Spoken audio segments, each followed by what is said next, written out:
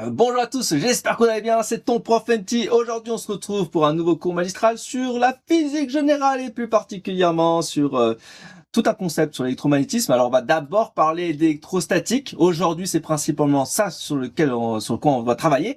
D'accord. Je vous ferai bien de cours magistraux sur le reste parce que j'ai besoin d'avoir plusieurs heures pour vous parler de ça. C'est tellement technique. Voilà. Ça fait partie des matières où vous devez vous faire accompagner si vous ne comprenez rien. C'est évident. Donc n'hésitez pas à me contacter si besoin. D'accord. Aujourd'hui j'aimerais que tu puisses maîtriser la loi de Coulomb, notamment la force électrostatique. Hein. Ça c'est très important. On va voir ça en détail aujourd'hui. On va voir le champ, le potentiel, l'énergie d'une charge, notamment. C'est très important de bien comprendre ça. On verra un petit peu le concept de conducteur, condensateur, etc. Et comment tout ça peut se mettre en place entre électrostatique et membrane cellulaire, notamment avec le potentiel de repos. Je vous en parlerai rapidement. Voilà. Hey, toi qui regardes ce cours magistral en replay, sache que si tu veux rejoindre la Team Live, tu es la bienvenue tous les lundis, les mardis, les jeudis et les vendredis matin de 9h30 à 11h chaque semaine. Pour pouvoir participer en direct, poser tes questions, je t'invite à rejoindre la promo d'NT. Le lien est en description de cette vidéo. Allez, pour ce, je te laisse tranquille avec le reste du cours magistral. Alors l'objectif de l'électrostatique, c'est quoi? C'est décrire les interactions entre les charges électriques au repos, d'accord? C'est définir le champ électrique qui est créé par une charge ou une distribution. Ça va être d'étudier les conducteurs à l'équilibre électrostatique et leurs propriétés, on verra ça ensemble, d'analyser les différents systèmes, les capaciteurs, les dipôles, etc. Et puis les applications qu'on peut retrouver dans la vraie vie, d'accord, notamment en santé, on verra. C'est le lien logique avec ce qui se passera par la suite en IRM notamment, d'accord. Ce que vous devez retenir rapidement, c'est que je mettrai Q pour la charge électrique, ou E en général, d'accord. C'est en coulomb, faites bien gaffe. La constante électrostatique, d'accord. Donc concrètement, c'est 9 10 puissance 9 newton mètre carré C-2, ok. Et donc vous avez aussi la 1 sur 4 pi epsilon 0, je vous embête pas trop avec la persimilité du vide, mais on en parlera un petit peu. Hein. Donc vous avez ce truc-là à retenir également, mais aujourd'hui je m'embête pas trop avec ça. Alors force électrostatique, le F, le champ électrique, d'accord, en newton par coulomb ou en volt par mètre, d'accord. Le potentiel électrique, faites gaffe parce que vous verrez, il y a des V, il y a des W, il y a des F, il y a des, enfin bref, vous allez vite vous tromper entre le V qui est le potentiel et le V qui est en volt, ok, qui est donc unité. On peut vite se confondre. Et U qui est l'énergie potentielle électrique que je mettrais plutôt EPE pour que ça soit plus simple dans un premier temps. Si je prends Na+ et H+, ils ont deux mêmes charges, d'accord. Donc ils vont plutôt se repousser. Ok, donc ce sera la répulsion. Ils sont de même signe, d'accord. Si par contre j'ai des signes opposés, j'ai Na+ et Cl-, ils sont de signes opposés, cation, anion, du coup ils vont plutôt s'attirer, attraction, d'accord. Mais pourtant ils vont exactement avoir la même charge, 1,6 10-19 coulombs. C'est une valeur que vous devez retenir le plus vite possible. D'ailleurs on peut le quantifier, hein, on peut faire Q égale Ne, donc en fait ça va être la quantité finalement de charge que vous pouvez retrouver. Et tant que, en sachant bien sûr que E égale 1,6 10-19 qui est la charge élémentaire que vous devez connaître, d'accord. Le coulomb, c'est l'unité. D'accord. Donc vous faites bien gaffe aux unités, c'est important. Pour pouvoir calculer la force qui exerce entre les deux. C'est la force électrostatique. Il y a une formule pour ça. Alors on verra, il y a plusieurs façons de l'écrire. On a donc 1 sur 4 pi epsilon 0 Q1 Q2 sur R carré. Ça c'est une vraie grosse bonne formule assez complexe. Sinon vous avez la formule simplifiée pour l'instant. Apprenez ça. Vous avez F est égal K Q1 Q2 sur R au carré. K, ça va être la constante électrostatique, d'accord. Donc 9 10 puissance 9 newton, j'avais mis quoi, newton mètre carré C-2, d'accord. Ensuite, vous avez bien entendu Q1 Q2. Alors j'ai pas présenté, mais je devrais les faire quand même pour être extrêmement strict. On doit mettre ici les deux petites barres qui correspondent finalement à la valeur absolue, puisqu'une force ne peut pas être négative, forcément positive. Donc je dois mettre deux barres. Étant donné qu'il y a forcément, quand on a un côté attractif, une charge négative, une charge positive, forcément il y a un moins quelque part. Donc on va mettre la valeur absolue. Et puis le R, d'accord, qui est donc la distance entre les deux, et qui est au carré, donc faites bien gaffe, on doit mettre ça donc en mètre carré. Là on doit avoir une charge en coulomb, donc ce sera des coulombs carrés, et puis K, du coup, qui est en newton, mètre carré, C-2, et donc là on a la force qui est en newton. Si je fais des petites erreurs dans les unités, notamment pour K, dites-moi en commentaire, bien sûr, je serais ravi de répondre à tout ça. D'accord, mais faites bien gaffe, alors retenez bien ça, c'est très important. Et donc, la force électrostatique ne doit pas être négative, c'est la chose peu importante. N'oubliez pas le carré de notre R carré, n'oubliez pas que c'est en valeur absolue, donc on n'en a rien à faire des charges à ce moment-là, d'accord. Et comme ça, vous avez, et vous savez maintenant calculer une force. Bon, on va faire des petits exemples, je pense que ce sera quand même toujours plus simple. Donc voyons l'exemple suivant, la force électrostatique du composé NaCl, distance 275 picomètres vaut F est égal 3 10 puissance -9 newton. On donne la constante, K est égal à 9 10 puissance 9, et l'électron qui est 1,6 10 puissance 19 coulombs. Voyons si c'est juste. C'est pas compliqué, en fait. F est égal à KE fois Q de Na plus fois le Q de Cl-. On met bien sûr la valeur absolue, et sur la distance au carré. Donc là, c'est pas compliqué. On fait 9 10 puissance 9 multiplié par 1 6 10 puissance moins 19. Alors, je pourrais même le mettre au carré si je veux, mais pour l'instant, je vais vous faire comme ça, vous allez comprendre. Hein. Voilà. Et je mets bien sûr le deuxième, il a un moins. Voilà. Et tout ça sur R au carré qui vaut 275. Alors, ça en picomètre. Picomètre, c'est quoi? C'est 10 moins 12, donc 10 moins 12. Et le tout au carré. Voilà comment on fait pour calculer la force électrostatique. Je pense que normalement c'est abordable. Vous prenez une calculatrice parce que là pour le coup c'est un peu compliqué de le faire de tête, je vous l'accorde, et vous trouvez une valeur qui vaut 3 10 puissance moins 9 newton. J'invite à faire bien sûr les calculs, à vérifier ça en commentaire si vous le souhaitez. Donc là effectivement ça correspond bien à ma valeur, donc ça cet item là est bien vrai, d'accord? Ça c'est vraiment très classique, vous pouvez pas vous tromper, d'accord? Deuxième petit exemple, la force électrostatique du composé KCl, distance de 180 picomètres, vaut F est égal à 7 10 puissance moins 9 joules. On donne K est égal à 9 10 puissance 9 et 1,6 10 moins 19 coulombs. Bon, ok, admettons, je fais ma formule et puis voilà. Bon, est-ce qu'il n'y a pas un moyen plus rapide?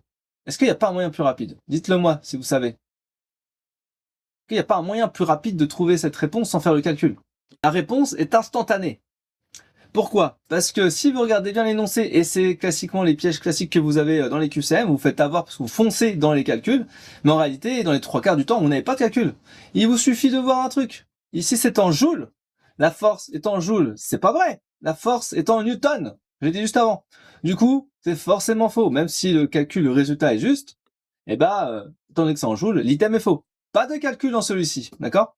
Alors, autre exemple, trois charges Q1, Q2, Q3 sont disposées de la manière suivante. On a du coup des valeurs de chaque charge, d'accord? On a une distance aussi entre AB et BC.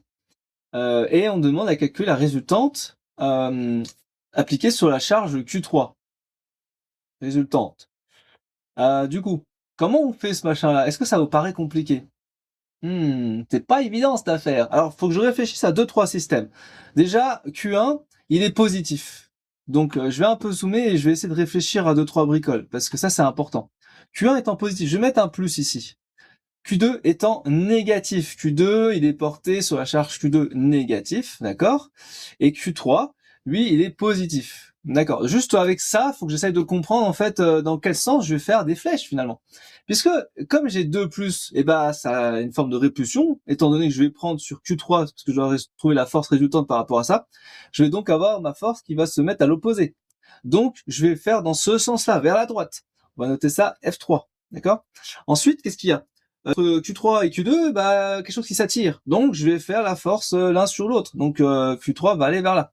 On va l'appeler la force F2. D'accord? Pas F3 mais F1 là. Donc F1, F2, et puis ensuite la résultante des trois, enfin des deux. Du coup on a comme ça. On fait la résultante ensuite des deux, entre F1 et F2, et du coup on aura F. On aura notre valeur de F. Bon, je sais que ça paraît compliqué parce qu'il va faire un peu de trigonométrie et tout ça, un petit peu de calcul, mais réfléchissez 2 secondes. Je peux trouver la valeur de F1, je peux trouver la valeur de F2. Comment je peux en déduire la valeur de F avec tout ça? Ici, on a un carré dans un triangle, ça vous fait penser à quoi? Pythagore, bien sûr, Pythagore. Donc, du coup, on va devoir calculer la force F grâce à Pythagore. Eh oui, ça a fonctionné.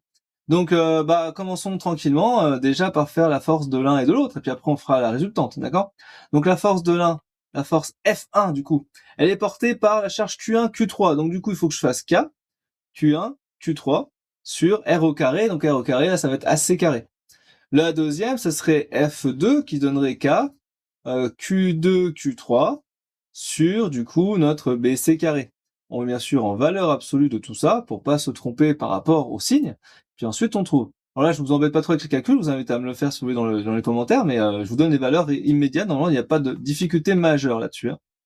Ça fait 1,8 10 puissance 3 newton et F2 ça nous fait 3,6 10 puissance 3 newton. Voilà. Ok? Donc normalement ça vous savez faire. Jusque-là, pas de problème. Ensuite, on fait Pythagore. Pythagore, c'est quoi? Il y a des distances. Reprenons ici. On est où? On est ici, là. Donc là, c'est l'hypoténuse, hein, F. Et donc, je vais faire la racine de F1 carré plus F2 carré. Normalement, programme CE2, non? Je sais plus, moi, quel programme c'est. Mais pour moi, c'est programme CE2. D'accord? Voilà. Voilà. Donc, c'est F est égal à F, racine de F1 carré plus F2 carré. Vous reprenez les valeurs que vous avez trouvées dedans. Et puis ensuite, vous allez trouver ça. Alors ça, c'est extrêmement classique dans les QCM quand vous avez ça en première santé. Donc clairement, ça, vous allez vous faire manger là-dessus. C'est souvent ce genre de QCM que vous avez, d'accord? Alors du coup, ça nous donne 4,06 10 puissance 3 newtons. Voici la force résultante en du coup Q3. Ok, est-ce que ça vous paraît compliqué? J'espère que tu apprécies ce cours magistral. Si tu es plus en cette matière, que tu te sens en difficulté, que tu es plus en profondeur ou que tu es en pleine maîtrise de la physique générale, j'ai créé pour toi un cours complet qui s'appelle Tout savoir sur la physique générale et qui comporte plus de 19 modules de cours. C'est extrêmement complet. Aujourd'hui, on travaille sur notamment l'électromagnétisme, mais surtout une toute petite partie de ça, sur l'électrostatique, pour être plus précis. Tu vois, c'est une toute petite bricole par rapport à tout ce que tu peux retrouver dans la matière de la physique générale. Tu vois, c'est vraiment complet. Il faut vraiment que tu travailles là-dessus. Donc c'est pour ça que je t'ai créé ce genre de cours et notamment, tu vas retrouver bien entendu des cartes mentales pour être dans la profondeur, dans la précision. Tu vas retrouver du contenu court, tu vas retrouver des schémas détaillés à noter, tu vas retrouver des formules clés, des applications concrètes, de quoi mémoriser, des pièges classiques de QCM, un lexique pour travailler en profondeur les notions, des flashcards bien sûr pour t'entraîner sur les définitions, ainsi que des QCM détaillés pour pouvoir peaufiner et aller dans le détail sur tout ça. C'est très important de travailler là-dessus. C'est un parcours certifiant, donc l'idée c'est que tu puisses cumuler un certain nombre de badges au sein du campus d'Enti, notamment ce serait l'électrostatique par exemple. L'idée c'est que tu réalises un défi avec moi pour améliorer sur cette notion-là. Une fois que tu as travaillé tout ça, que tu es prêt, tu fais un examen et si tu obtiens plus de 50%, tu peux obtenir une attestation de formation ainsi qu'un certificat de réussite. Bref, ça sert à quoi? C'est une vraie preuve de maîtrise pour agrémenter ton dossier de passerelle, ton CV ou en parallèle de passe-là. Ça peut être toujours intéressant pour recherche de stage, etc. Bref, tu as toutes les informations en description de cette vidéo et moi je te laisse tranquille avec le reste du cours magistral sur l'électrostatique. Allez, courage à toi! Voyons maintenant le champ électrique. Concrètement, l'idée c'est quoi? C'est qu'en fait, on va avoir un champ qui va se créer en tout point de l'espace par une ou plusieurs charges. C'est ça l'intérêt technique, d'accord? Et donc, vous avez une fameuse formule qui va s'appliquer. Et donc, plein de façons d'écrire. Je vous ai mis plein de façons d'écrire. Les profs, ils adorent vous embrouiller avec ça. Mais en fait, ça c'est simple. Hein. La valeur, c'est quoi? C'est E est égal à K, Q sur R au carré. Il n'y a rien de compliqué. Le champ électrique, finalement, c'est quoi? C'est comme la force électrostatique, sauf que vous enlevez juste une charge. Vous enlevez une charge et du coup ça vous fait K, Q sur R carré. Donc finalement c'est un petit peu plus simple même. Alors j'ai fait toute plein de séries de vidéos à ce sujet-là pour vous faire des démonstrations, vous allez aller regarder, d'accord? Si vous voulez voir en détail comment je fais pour démontrer que F est égal à Q fois E. Parce que c'est ça en fait qu'il faut réussir à démontrer en général. Pour la force électrostatique, le lien avec le champ électrique c'est F est égal Q fois E. Donc on dit qu'on a trois charges ponctuelles plus Q, moins Q, moins Q, sont placés au sommet d'un triangle équilatéral de côté A. Alors un triangle équilatéral, ça devrait pouvoir se faire sans trop de difficulté, ça. Ok, bon, c'est presque équilatéral. Hein. On va avoir plus Q, moins Q et moins Q. Et le côté A, il est là. Ou là, puisque c'est équilatéral. Déterminer la valeur du champ électrostatique en volts par mètre régnant au centre du triangle. On donne l'application numérique, hein, Q est égal à 0,1 nano coulomb et 0 et A est égal à 10 cm. Bon, en général, quand je présente ce genre d'application, ce n'est qu'une application, on n'est pas sur un degré compliqué, mais rien que ça, je suis sûr que vous êtes en galère. Dites-le moi en commentaire si rien que ça, vous comprenez rien, d'accord? Rien que par rapport à ça. Parce que je sais que c'est dur. Et donc là, l'idée, c'est de trouver quoi? La valeur du champ au centre du triangle. Donc c'est quoi un centre du triangle? Eh ben, on est sur un triangle équilatéral, donc on peut prendre tout et n'importe quoi. On peut prendre la hauteur, les médiatrices, les bisectrices, les hauteurs, tout ça. Bref, rappel CE1 pour cette notion-là, d'accord? Voilà, donc on prend ça hein, classiquement, et là j'ai la valeur de mon centre, ok, j'ai mon centre qui vaut, enfin on va mettre C, hein, on va valeur centre C, et il faut que je cherche ça justement, le champ électrostatique à ce point-là. Comment je vais faire? Alors je vais définir deux trois trucs parce que c'est pas si simple. Vous voyez qu'ici on a une valeur, une nouvelle distance, donc on va l'appeler R, d'accord? Et R, petit rappel de CE2, hein, je pense. En gros que par rapport aux hauteurs, quand c'est un triangle équilatéral, du coup ce sera A sur la racine de 3. Je suis sûr que vous saviez, n'est-ce pas? Alors ensuite, ce que j'ai besoin, c'est de faire le théorème de superposition et ensuite je vais faire des petites flèches et je pense que ça vous allez mieux comprendre. En général, on va faire donc le théorème de superposition, c'est quoi? C'est quand on va additionner tous les champs électriques, hein, pour faire ça. On fait le théorème de superposition. En gros, on va avoir un grand champ E et qui est égal à E1 plus E2 plus E3. On va prendre tous les côtés. Et bien sûr, il va falloir le dessiner, ça, pour que vous puissiez bien comprendre les notions, parce que je sais que c'est pas si évident que ça. Donc concrètement, l'idée c'est quoi? C'est de chercher en tout point. Alors là, j'ai pas mis des ABC, on va mettre des 1, 2, 3, hein, je vais mettre comme ça en bleu. On va mettre 1, 2 et 3, comme ça vous pouvez savoir quel champ ça correspond, d'accord? Je vais le dessiner sur mon schéma, mais c'est pas très pratique, vous allez voir. Donc du coup, je vais simplifier l'idée et vous allez voir que ça va être beaucoup plus simple une fois que j'ai simplifié mon affaire. Donc ce que je vais faire, c'est que je vais essayer de repérer 2-3 trucs. Mon C, par rapport à la charge qui est au-dessus là, il est positif. Donc par convention, on va le mettre à l'opposé. Systématiquement, vous avez comme ça un point et vous avez une charge plus, vous le mettez par convention à l'opposé. Donc je vous explique, hein, vous mettez votre flèche à l'opposé, d'accord? Donc là, ça va être mon fameux E1. Ok, qui est à l'opposé de ma charge Q+. Ok, je fais la même chose pour les autres, mais je suis toujours au centre C. Du coup, E2, il va être attiré par la charge moins. C'est l'inverse. Du coup, je fais comme ça, E2. D'accord?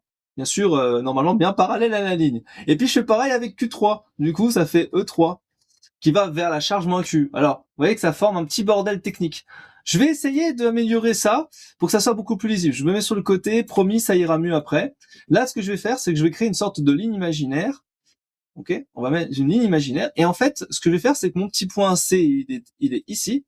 Et je vais en fait m'amuser à additionner. C'est pour ça que je prends le terme de superposition. Je vais additionner les champs par rapport à leur vecteur, par rapport à leur angle. Vous allez voir, c'est au début compliqué, mais finalement, c'est assez simple à comprendre. Donc là, typiquement, je vais prendre E1. E1, il est sur ma ligne imaginaire, là. Et du coup, E1, il est là.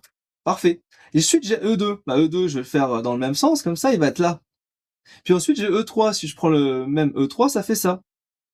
D'accord? Et donc, comme j'ai E1, E2 et E3, tout ça, ça forme le champ E. D'accord? Par rapport au point C. Donc, tout ça, finalement, c'est le champ E. Voilà. Donc, j'additionne avec mes vecteurs et je me retrouve sur mes pattes. Pour un triangle latéral, c'est quand même pratique. D'accord? Du coup, j'ai mon champ E. Et donc là, mon théorème de superposition fonctionne très bien. J'ai E1 plus E2 plus E3 d'un point de vue vectoriel, là. Vectoriel, d'accord? Alors, vous allez me dire, ouais, mais je fais comment pour savoir dans quel sens? Mais en fait, on n'a rien à faire. Pourquoi? Parce que, regardez, je vous montre, hein, c'est facile. Hein. Vous prenez votre imaginaire et admettons, vous commencez par E2. Faites E2, puis après, vous faites E1, puis ensuite, vous faites E3. Mais ça change rien. Vous retrouvez toujours E. En fait, vous faites dans n'importe quel sens, ok, vous retrouvez toujours eux dans le même sens, dans la même chose, la même norme, même direction, tout ça, il n'y a pas de problème, d'accord? Alors jusque-là, dessiner des vecteurs, je pense que c'est à votre portée, c'est assez accessible. Ce qu'on va voir après, je pense que ça va être dur, d'accord? Donc là, vous risquez de galérer. Alors si, après cet exemple-là, vous galérez autant, encore autant, j'ai envie de vous dire, même avec l'entraînement, vous n'y arriverez pas tout seul. Faites-vous accompagner. Donc là, je fais un peu ma pub en même temps en parallèle. Faites-vous accompagner, vraiment, sur ce genre de chapitre, de matière. C'est hyper dur. Vous pouvez pas y arriver tout seul. D'accord? Qu'est-ce qui se passe là? E est égal E1. Pas de problème. En fait, vous allez regarder dans quel sens. E, il est dans le même sens. Il est dans la direction vers le bas, dans le sens en bas. Et notre E1, qui est ici, par exemple, qu'il est ici, là, ici, il est aussi pareil dans le même sens. Du coup, lui, sa valeur de E vectorielle, ce sera dans sa projection égale à E1, pas de problème. Par contre, il y a un petit problème pour E2 parce que vous remarquez quand même qu'il y a un petit angle là. Il y a un petit angle ici. C'est quoi l'angle d'un triangle équilatéral? C'est 60 degrés. Donc du coup, ici, on a 60 degrés. Donc je vais devoir, quand je fais ma projection, faire E2 cosinus de 60 degrés. Donc bien sûr, revoir la trigonométrie par rapport à ça. Et pour E3, c'est pareil. On a la même chose de l'autre côté, mais ça change rien puisque ça reste toujours 60 degrés. Hein. Si on prend bien sûr le rapport entre les deux, vous pouvez prendre n'importe quel angle. Hein. Dans tous les cas, ça fera 60 degrés. Hein. Et du coup, ça fait aussi cosinus E3 cosinus 60 degrés. Est-ce que vous me suivez jusque-là? Donc une fois qu'on a E égale E1, E2 cosinus 60, E3 cosinus 60, alors dans les trois quarts des QCM, vous inquiétez pas, pour ceux qui sont en LAS particulièrement, on vous donne que l'expression, et donc vous n'avez pas à calculer. Pour ceux qui sont en passe, vous devez calculer, d'accord? Donc je sais que c'est pas si simple, c'est pas si évident, mais il va falloir aller jusqu'au bout du truc. Il faut comprendre aussi un truc. C'est quoi la valeur, la formule du champ électrique? C'est K, Q sur R au carré, d'accord? Alors là, pour mon exercice, je vais mettre Q est égal, je vais mettre la permissivité du vide juste pour vous embêter un petit peu. Hein. Voilà, ça peut être ça aussi. Ça peut être la forme aussi de notre champ électrostatique, d'accord? Ça peut être la forme de la formule. Et après, faut s'amuser avec ça.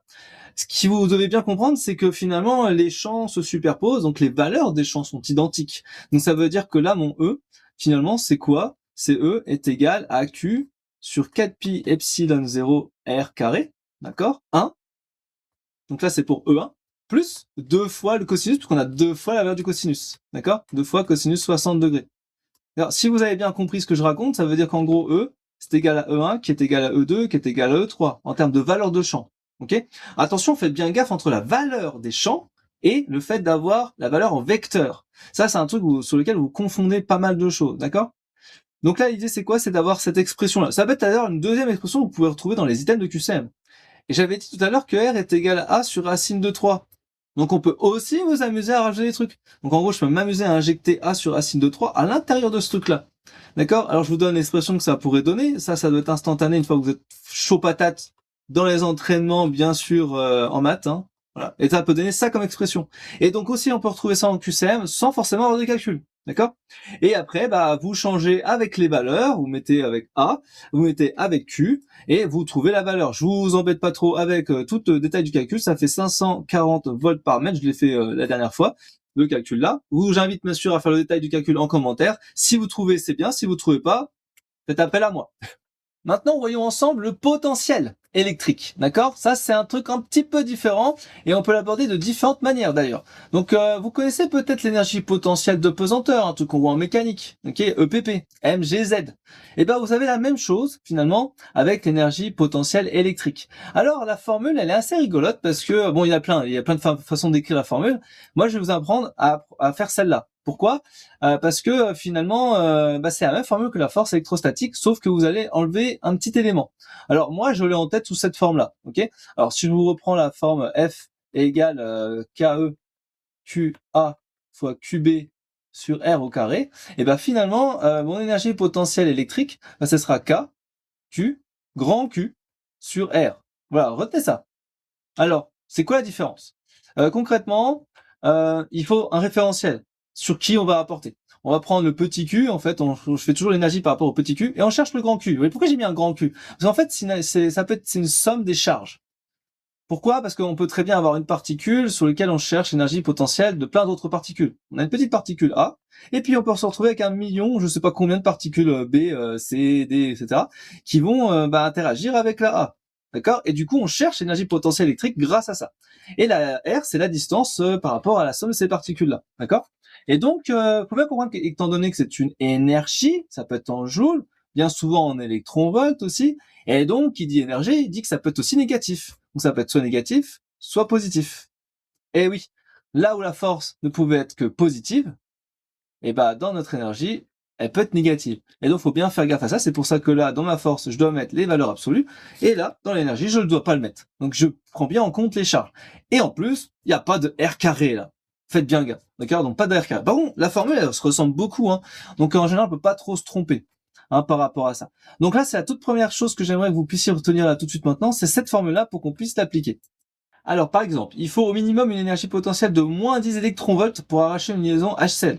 Déterminer la valeur de la liaison HCl en nanomètres. Et on rappelle que K est égal à 10 puissance 9 et 1 électronvolt est ainsi 19 joules. D'accord? Donc, qu'est-ce que je fais? J'applique ma formule. GHCl. D'accord. Alors, on connaît pas la nature, hein. Je vous ai expliqué dans d'autres vidéos que HCl pouvait soit être gaz, et donc du coup, ça fait chlorure d'hydrogène, soit sous solution liquide, et dans ce cas-là, ça fait de l'acide chlorhydrique. Et donc, la liaison, c'est pas la même. Le gaz, ça va être liaison covalente, alors que en liquide, c'est une liaison ionique. Oui, la nature de la liaison change en fonction de l'état. D'accord.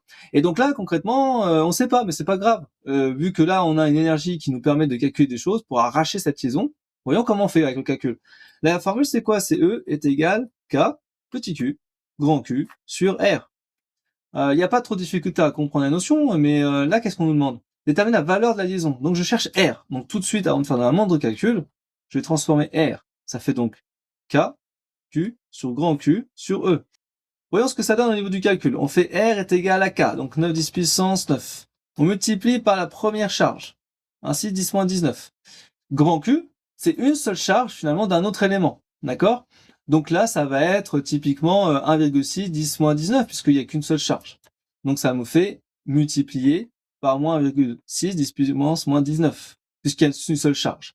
Et on fait ça sur E qui vaut dans notre énoncé la maudite somme de moins 10 électronvolts. Moins 10 électronvolts, c'est quoi? fait moins 10 fois 1, 6, 10 moins 19. On peut faire pratiquement de tête celui-ci, hein, juste pour info.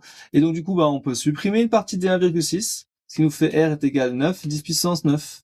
Multiplié par 1, 6, 10 puissance moins 19. Je vais mettre un moins devant, pour pas me tromper. Et si j'ai un moins 10, j'ai deux moins, donc les deux moins vont se supprimer. Et du coup, il va me rester 9, 10 puissance 9, multiplié par 1, 6, 10 puissance moins 19, sur 10. D'accord? Je peux encore m'amuser à simplifier, etc., etc. Vous commencez peut-être à comprendre comment on fait des calculs. Vous pouvez même transformer le 9, si vous préférez, en un 10 pour simplifier les calculs, ce qui vous donnera finalement 10 puissance 8. Je vais le faire juste pour vous montrer les équivalences. Multiplié par 1, 6, 10 puissance moins 19. Voilà. Et du coup, vous retrouvez finalement 1, 6, 10 puissance moins 11. C'est à peu près de l'ordre de grandeur, ok? Là, pour être exact, alors si je suis dans l'exactitude, je vais trouver 0,144 nanomètres. Je vous laisse faire les conversions, bien sûr. Et donc, ça me donnerait 144 picomètres. Voilà. On n'est pas loin de moins 6, 10, moins 11, si juste je transforme le 9 en 10, ok? Si vous faites de l'approximation. Voilà. 144 picomètres. Est-ce que vous trouvez ça dur? Qu'est-ce que ça donne avec plusieurs? Allez, on va faire ça. Quelle est l'énergie potentielle en électronvolt liée à la seule force d'interaction électrique d'un électron situé à 55 picomètres d'une goutte d'huile chargée de 10 électrons? Alors, faut représenter ça parce que c'est pas forcément tout le temps évident, hein. En gros, on a un électron tout seul et on a une goutte d'huile avec à l'intérieur 10 électrons. D'accord. Et on dit que c'est situé à 55 picomètres. D'accord. Et donc, on cherche l'énergie potentielle en électronvolts. Ok. Donc E est égal K, petit q, grand Q, sur R. Là, on commence à comprendre à quoi ça sert les grands Q finalement. Donc K, ça fait 9, 10 puissance 9. Le Q, c'est 1, 6, 10 puissance moins 19. Un électron, c'est négatif, donc on met un moins. Et là, faut faire gaffe, parce qu'il y a pu y avoir plusieurs fins de technique. Et vous allez me dire dans quel sens on va le mettre. Mais est-ce que c'est ça, par exemple? Je pense que 10 fois 1, 6, 10 moins 19, ça me semble cohérent. Il faut mettre un moins, parce que c'est des électrons. Est-ce que c'est ça? Et la valeur, 55, 10 puissance moins 12. Effectivement, c'est bien ça, on fait 9, 10 puissance 9, on fait moins 1,6, 10 puissance moins 19 pour le petit q, et le grand q, c'est 10 fois 1,6, 10 moins 19. Et on divise par 55, 10 puissance moins 12. Je vous fais le calcul rapidement, hein, je vous embête pas avec ça aujourd'hui, c'est pas trop le but du jeu. Et ça nous fait 261 électronvolts. D'accord? Alors électronvolts, parce que bien sûr, je me suis amusé à convertir les joules que j'obtiens en électronvolts. Quelle est l'énergie potentielle en électronvolts qui a une seule force d'interaction électrique d'un électron situé à 40 picomètres d'un neutron? Celui-là, il est assez facile aussi. Alors, si on prend la formule, on a donc E est égal à KQ grand Q sur R, d'accord? Et vous allez me dire, on fait 9, 10 puissance 9, multiplié par 1, 6, 10 puissance moins 19, multiplié par 1, 6, 10 puissance moins 19. Et puis tout ça sur R. Ça fait 40, 10 puissance moins 12. Et bim, bam, boum. Voilà, puis vous allez trouver une valeur. Bon, vous allez faire ça, vous allez avoir faux. Est-ce que vous savez pourquoi vous avez faux? Typiquement, c'est quand vous foncez à fond là-dedans. Parce que systématiquement, vous vous entraînez avec des QCM ou des exercices où on vous donne une charge. La charge, vous la connaissez, c'est 1, 6, 10 moins 19. Mais vérifiez si, bordel, les charges ont des charges. Ok? Par exemple, le neutron, là, c'est une charge neutre. Elle fait 0. Donc, au lieu d'avoir un 6, ça fait 0. Et donc, si on a une qui fait 0, tout vaut 0. Donc, E vaut 0. Et bim! Je réponds là à l'item en moins d'une milliseconde. D'accord? Donc, c'est pour ça que vous devez avoir ce réflexe-là avant même de faire n'importe quel calcul, de vérifier si, dans tout ce qu'on vous demande, il y a des valeurs réelles, d'accord? Comme le neutron, il y en a pas, ok? Et puis, si les unités sont bonnes. Parce que ça vous permet de gagner un temps fou dans la résolution des QCM. Un électron est lancé à une vitesse de 100 000 mètres par seconde grâce à un accélérateur de particules chargé en protons d'une distance initiale entre cet électron de 120 picomètres. La masse d'un électron est de 9,11 10 puissance moins 31 kilogrammes, et on rappelle que K est égal à 9 10 puissance 9 SI et qu'un électronvolt c'est ainsi 10 puissance moins 19 joules. On détermine l'énergie totale en joules. D'accord.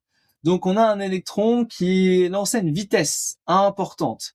On a une masse. Alors avant même d'essayer de partir en vrille parce qu'on est dans l'électricité, tout ça, et que vous dites tiens, il faut que j'utilise la formule qu'il m'a donnée là, E égale K Q grand Q sur R, il faut quand même vérifier s'il n'y a pas d'autre énergie possible. On lance à une vitesse, on a une masse. Quelle est l'énergie que vous connaissez? On a l'énergie cinétique, 1 demi d'mv carré. Celle-là, faut pas l'oublier. Donc bah là, je vais du coup simplement calculer, d'accord? Donc on va voir d'abord l'énergie cinétique, vous préférez peut-être celle-là. Donc un demi fois 9,11 10 puissance moins 31 kilojoules. On est bien en kilojoules, faut faire gaffe. Et la vitesse, c'est 100 000 mètres par seconde, donc ça fait au carré. Voilà, je vous donne la valeur, comme ça on s'embête pas trop. Ça nous fait du 4,65 10 puissance moins 21 joules. Faites bien gaffe. Et après, je reprends ma même formule, hein, il n'y a pas trop de feinte là-dessus. Je fais E égale K, Q, E, Q grand Q sur R. On vérifie s'il y en a tout. On a 9 10 puissance 9, pas de problème. Le premier Q, c'est 1,6 10 puissance moins 19, d'accord? Et le deuxième, c'est un proton avec un électron, d'accord? Donc du coup, bah, c'est pareil, on a donc 1,6 10 puissance moins 19, et on a un moins quelque part. Et sur R, qui est donné à 50, non, c'est 120. 120 picomètres, donc 10 puissance moins 12. Voilà. Et puis j'ai une valeur. Je vous fais la valeur. Ça nous fait du coup, alors faites bien gaffe, il y a un moins, et le moins il va rester, ça fait 1,92, 10 puissance moins 18 joules. Voilà. Et après on veut l'énergie totale. L'énergie totale c'est quoi? Bah c'est donc E total est égal à EC plus E. Alors moi j'appelle EPE en général. Il y a des profs qui appellent ça U, enfin il y a plein de façons d'écrire l'énergie potentielle, d'accord? EC c'est 4,65 10 puissance moins 21 plus du coup moins 1,92 10 puissance moins 18 joules, et on trouve une valeur de moins 1,91 10 puissance moins 18 joules. Bref, c'est bien joli tout ça, ça sert à quoi, ok? La question est la suivante. J'ai une énergie totale qui est négative. Ok, comment on peut interpréter ça? Faudrait pouvoir interpréter, d'accord? C'est plus important. Pourquoi la valeur de cette énergie est négative? Et parce qu'il faut comprendre, c'est qu'un électron seul possède déjà une énergie potentielle. D'accord? C'est ce qui implique d'ailleurs ses déplacements au niveau d'un nuage électronique. Mais en forçant cette particule, en la forçant, à se déplacer autrement, via notamment un accélérateur de particules, ça sert à ça, hein, et ben on lui enlève une partie de son énergie totale. C'est pour ça que l'énergie est négative. On va voir un petit peu la notion de conducteur, condensateur et dipôle, d'accord? Alors, il y a plusieurs façons de calculer ça et de s'amuser avec. On vous embête pas mal sur les formules, etc. Mais en réalité, qu'est-ce que vous devez retenir de tout ça? Parce que la vraie question qu'on me pose chaque année, c'est bien joli, mais dans les applications, les QCM, je vois pas trop comment appliquer ça. Je vois pas d'ailleurs pas beaucoup d'applications. Lesquelles vraiment je dois retenir? Lesquelles reviennent systématiquement? Là, je vais vous expliquer lesquelles reviennent régulièrement. C'est assez rare quand même. C'est très rare de trouver des exercices complets avec, par exemple, des condensateurs où on a des associations. Pourquoi? Parce que c'est toute une démarche longue, assez technique, avec beaucoup de calculs. En fait, vous devez comprendre que dans la partie électricité, comme tous les autres chapitres où il y a beaucoup de calculs, si vous avez une enfilade de calculs qui prend 5 minutes, eh ben, c'est que vous êtes dans la mauvaise direction dans votre résolution d'exercice, d'accord, de QCM. Tout est fait pour que ça puisse se résoudre en quelques secondes avec une seule ligne linéaire, d'accord, en quelques petits calculs. Donc, ça veut dire que si vous commencez à faire des grosses démonstrations de ouf, c'est mort. Vous êtes en train de vous planter une balle dans le pied, vous êtes dans une mauvaise direction. Bref. Qu'est-ce que c'est un condensateur? En gros, un condensateur, c'est un système d'armature séparé par un isolant électrique. D'accord? Vous avez donc une partie où on a des charges Q+, et une autre partie où on a une charge Q-. On va les mettre à distance et ça nous permettra de fabriquer un condensateur. Des trucs que vous pouvez retrouver notamment dans vos circuits électriques. D'accord? Il y a une capacité qu'on peut calculer, les capacités, donc Q sur U avec les farads, d'accord? Là, on a aussi ces formules-là. Pour l'instant, je vous embête pas avec ça, mais on va essayer de voir vraiment quel est l'intérêt et comment on va retirer. Faites bien gaffe parce qu'on parle aussi de condensateur dans la partie électrocinétique. Donc là, on est sur une partie électrostatique. Donc c'est deux systèmes différents avec plusieurs formules différentes. Donc ne panique pas. Pour ce qui est des en association, on peut avoir soit en série. Donc si c'est en série, dans ce cas-là, bah c'est 1 sur etc. Et si c'est en parallèle, vous aurez ce genre de formule-là. Vous pouvez retenir ça, mais dans les calculs, imaginez, vous avez quasiment pas ça, sauf si vous avez une mineure spécifique, des matières spécifiques, où on parle que d'électricité. D'accord? Dans ce cas-là, oui. Ça peut arriver, l'énergie totale, mais c'est assez rare d'avoir cette formule-là. Mais elle est facile à calculer. U est égal à 1,5 de CU carré, ça ressemble beaucoup à EC égal à 1,5 d'MV carré. Donc on peut avoir ça, potentiellement. D'accord? Après, est-ce qu'on peut avoir l'énergie électrostatique sous cette forme-là? Alors sous cette forme-là, très peu, mais c'est vrai qu'on peut souvent avoir U est égal à 1,5 des CU carré, ça arrive très souvent, mais le reste, je l'ai très peu vu dans les QCM. On va faire un petit peu de QCM d'application sur la partie cours, d'accord, sur la partie électrostatique, avant qu'on fasse un dernier exercice d'application hyper chaud, d'accord. Je vous termine avec ça. Et donc là, c'est assez rapide, on ne devrait pas trop s'embêter. Je vais vous faire pas des trucs trop faciles non plus, vous inquiétez pas. Concernant la quantification de la charge, une charge peut s'écrire grand Q est égal à N fois E. E vaut ainsi 10-19 coulombs. L'application d'une charge double toujours son signe. Un corps neutre a une charge totalement nulle, et E s'exprime en newton. Je vais mettre ABCD. Ah, faut que je travaille, d'accord, qu'est-ce qui se passe? Une charge peut s'écrire Q égale NE, oui, ça c'est bon. Ensuite, E est égal à 6 10-19 coulombs, ça c'est vrai, c'est la charge élémentaire. Attention, faites pas gaffe à un petit truc, hein. Entre la valeur, d'accord, E est égal bien 1 6 10-19, c'est sa norme, d'accord. Et justement, est-ce qu'il porte la charge? Moins. Faites bien gaffe à ça, d'accord. La réplication d'une charge double toujours son signe. Non, le signe et la valeur sont des notions distinctes. Faites bien gaffe. On enlève. Un corps neutre a une charge totale nulle.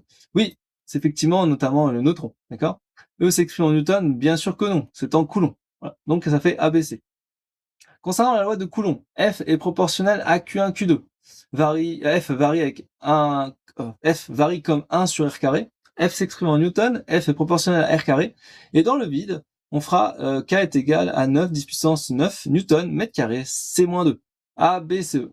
Effectivement, F c'est pas proportionnel à Q1, Q2, ça varie comme 1 sur R carré. C'est exprimé en newton, c'est pas proportionnel mais inversement proportionnel, d'accord? Voilà. F est proportionnel, donc je l'ai dit. Et dans le vide, K 9 10 puissance 9 newton mètre carré, C-2, c'est une constante que vous devez connaître.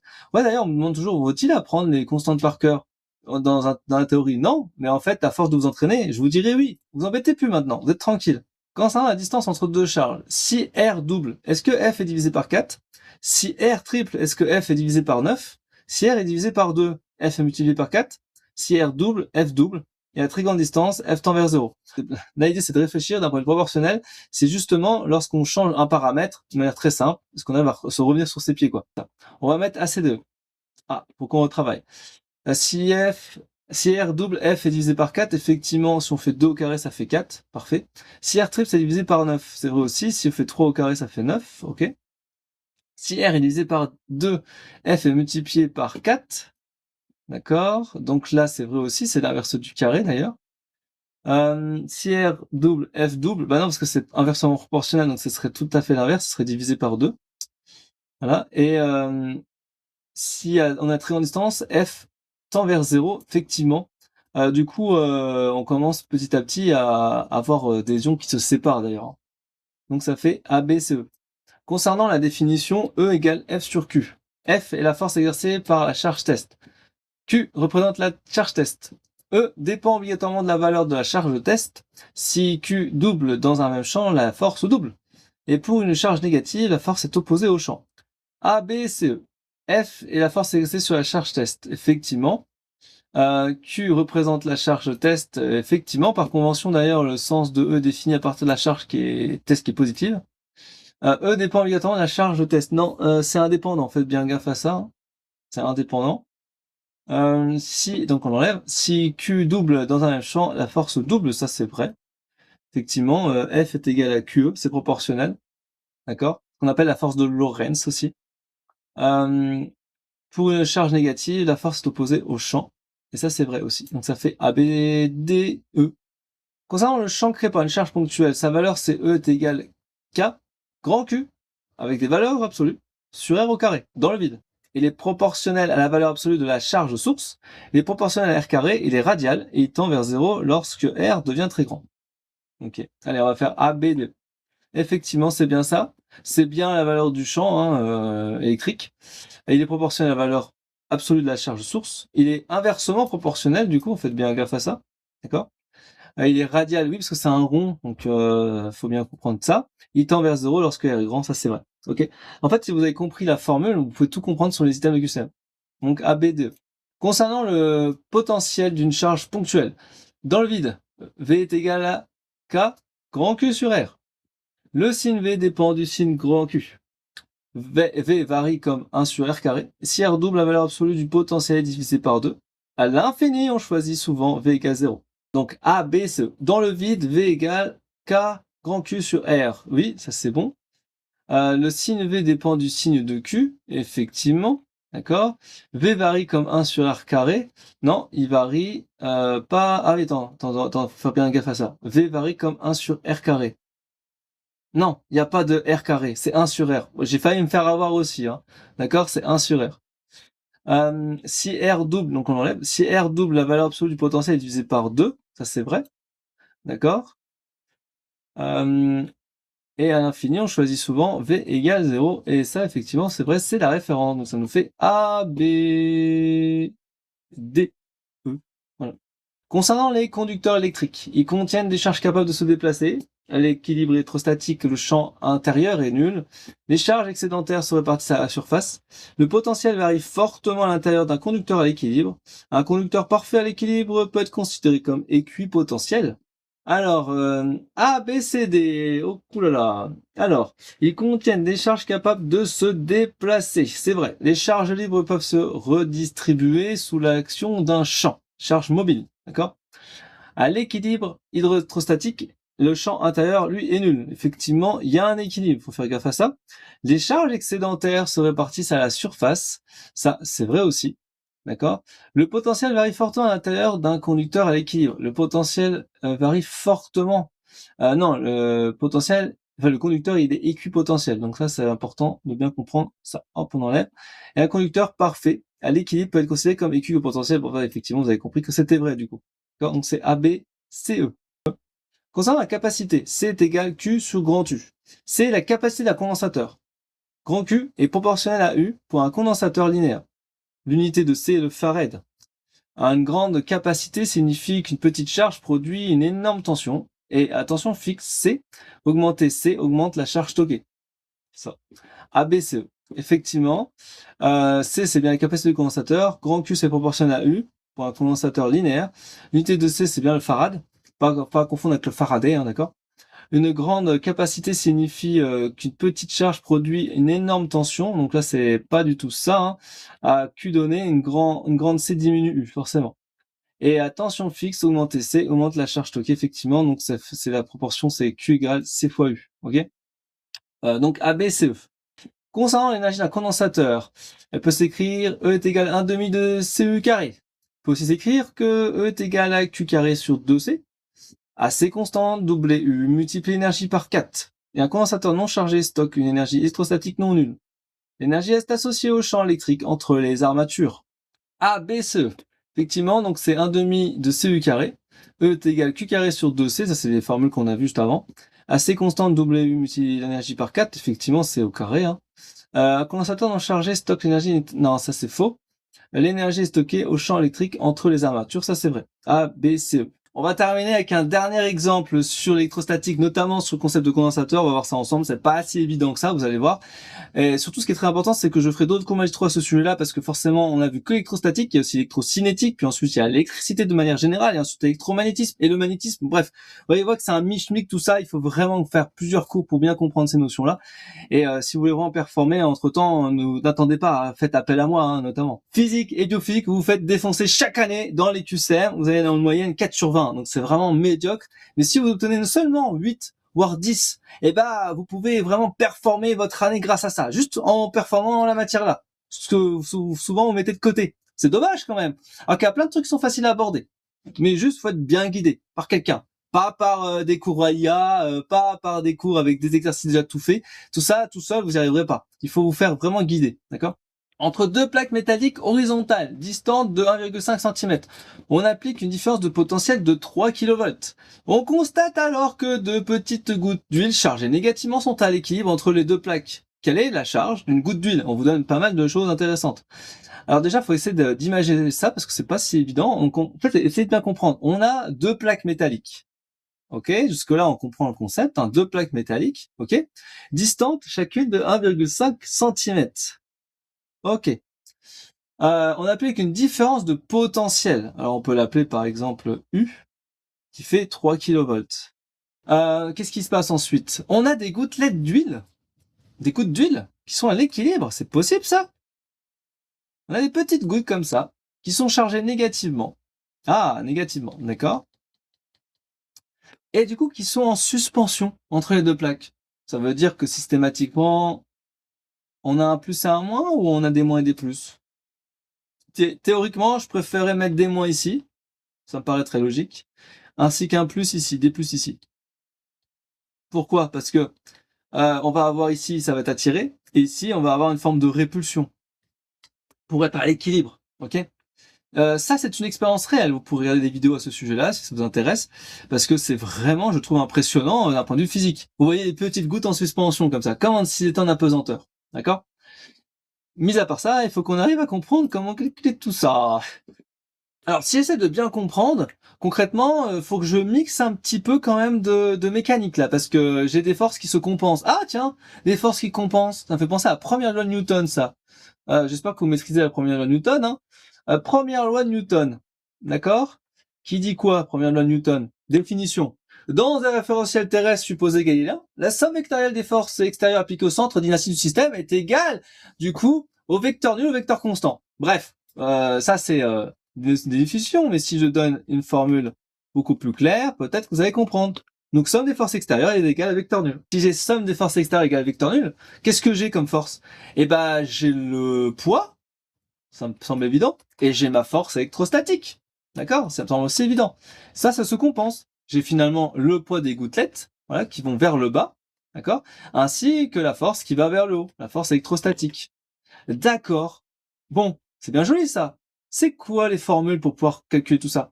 Eh ben, P, c'est mg. Donc, j'ai mg. Ensuite, j'ai la force. Mais force, c'est quoi?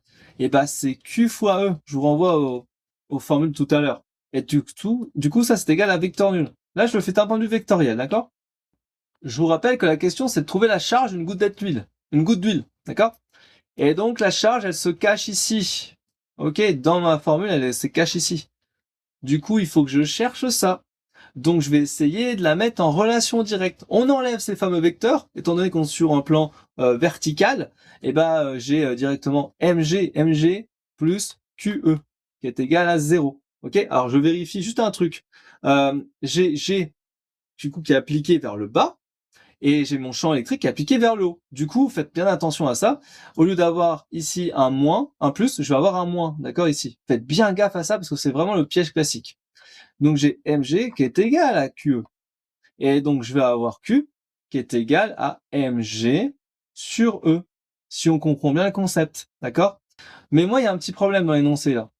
On me donne la masse volumique d'une goutte d'huile, on me donne le diamètre d'une goutte d'huile, l'intensité du champ de pesanteur, mais on me donne pas du tout sa masse. On me donne la distance entre les plaques, on me donne la différence de potentiel, mais il me manque des infos. Je vais devoir faire une composition de formules. Je sais que vous adorez ça. Eh ben c'est parti, on va faire une petite composition de formules, d'accord? Qu'est-ce qui relie par exemple la masse avec la masse volumique? Donc on va essayer de mettre de côté, hein. Donc on a la masse volumique, c'est un masse sur le volume, d'accord? Ça c'est quelque chose que je vais pouvoir injecter dedans. Donc pourquoi pas le faire tout de suite? On aurait donc Q est égal, alors si je prends la masse et je la mets à l'envers, vous avez compris, hein, masse est égal du coup à ρ fois V. Donc ça me fait ρ fois V fois G sur E. Jusque là, normalement, ça va. Je vous ai pas encore perdu. Ensuite, qu'est-ce que j'ai? Ah, j'ai ma différence de potentiel. Ici, j'ai E, qui est du coup mon champ électrique. Alors, si vous savez plus, vous prenez en fait finalement les unités, hein, volts par mètre, d'accord? Ah, volts par mètre. Donc, c'est donc la différence de potentiel sur une longueur. C'est très pratique cette affaire, parce que du coup, j'ai plus qu'à injecter dedans. Vous allez voir, c'est assez simple maintenant. Donc, ça me fait Q est égal à ρ, V, G, L sur U. Waouh! Bon, j'ai pas totalement fini, hein, parce que j'ai un problème avec le volume. Regardez bien. Regardez-moi, j'ai un volume où? À quel endroit on me donne un volume? Nulle part, sauf le diamètre. Et une boule, c'est quoi? Enfin, une goutte d'huile, c'est quoi? C'est sphérique. D'accord? C'est sphérique tout ça. Et ben, c'est quoi la formule d'une sphère? Vous savez ou pas? Et ben, pour trouver le volume d'une sphère, ça va être le fameux 4 pi r cube. Ok, divisé par 3. 4 tiers de pi r cube.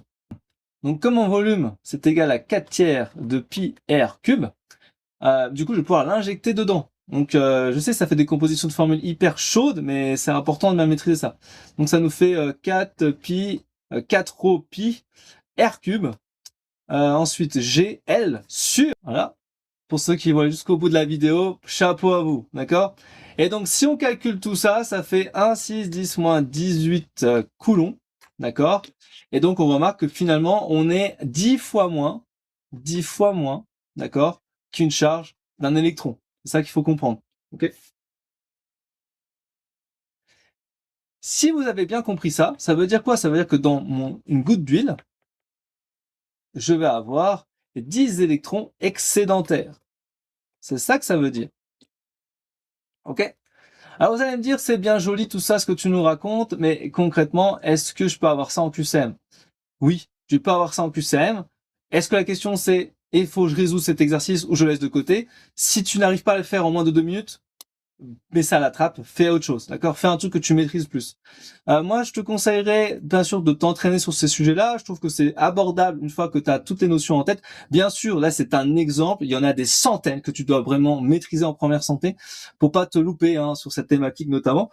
C'est important parce que ça, c'est chaud. Hein, et ça peut se résoudre assez rapidement. Là, je l'ai fait en plusieurs étapes. Moi, clairement, là, tu peux simplifier ça en 2 lignes. Et donc, en 2 lignes, tu dois pouvoir répondre à ce genre de QCM. D'accord? C'est très important de faire ça rapidement. Donc, concrètement, par rapport à ce qu'on a vu aujourd'hui, tu vois qu'on n'a rien vu parce que vraiment on a fait électrostatique et encore je vous ai mis que quelques petits morceaux d'électrostatique. Il me faudrait plusieurs heures de cours pour vous faire ça en détail. En plus, d'autant plus que la prochaine fois je ferai l'électrocinétique, puis ensuite je ferai le magnétisme, et ensuite l'électromagnétisme. Bref, vous avez vu que tout ça c'est un chemin biblique et on est sur un petit morceau de chapitre, hein, une thématique qui est électromagnétisme. Mais ça c'est rien. En physique générale, tu as énormément de chapitres. C'est pour ça que je t'ai créé un cours complet qui s'appelle Tout savoir sur la physique générale et il comporte énormément de modules de cours sur chacune des notions, extrêmement détaillés, avec des flashcards, avec des QCM, avec des schémas détaillés à noter, des cartes mentales, du contenu court, des applications concrètes, des lexiques, bref, tout pour que tu puisses performer dans cette matière-là. Quand je dis performer, c'est essayer potentiellement d'avoir la moyenne pour vraiment réussir ton année, parce que ça fait la différence, clairement. C'est un parcours certifiant, donc l'idée c'est que tu puisses bien sûr être guidé. Donc là, l'idée c'est quoi? C'est que tu fasses des défis avec moi pour qu'on puisse voir ensemble où est-ce que ça pêche, puisse t'améliorer sur ces notions-là. Si tu performes là-dessus, tu réussis un examen, ça te permet d'avoir attestation de formation ainsi qu'un certificat de réussite. C'est intéressant notamment pour ceux qui font des passerelles, pour ceux qui veulent incrémenter leur CV, qui sont en recherche de stage, etc., qui veulent au-delà en fait du concours de première santé, améliorer leurs compétences, d'accord? Donc c'est une ligne que tu pourras ajouter dans ton CV, c'est quand même très pratique, d'accord? Toutes les informations en description de cette vidéo. Et si tu veux me contacter pour voilà, si tu as des questions à ce sujet-là ou ouais, surtout plein de thématiques, n'importe, hein, contact @tonprofnt.com. Moi, je te retrouve bien sûr pour d'autres vidéos, bien sûr, like, boost, abonne-toi à la chaîne YouTube, ça t'aidera énormément, tu verras dans ton concours de première santé. Moi, je te retrouve pour d'autres vidéos. Je te dis à très vite, ciao, ciao, ciao, ciao, ciao.